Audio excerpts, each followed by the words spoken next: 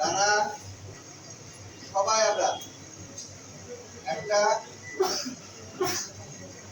খুব একটা ঘোর পাকের মধ্যে আছে। ঘোর পাকটা কি? এটা হলো সাধারণ মানুষের যেটা কথা বলে, ভাই নির্বাচন হবে কি? এই ঘোর পাকটা খাচ্ছিল 5ই আগস্টের পরে।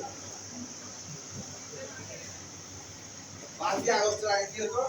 আর ঘোর পাকটা ভাই সরানো যাবে। তারপরে আমার মোহনপুরের অনেক সবাই কি বলে, হ্যাঁ কথা বলে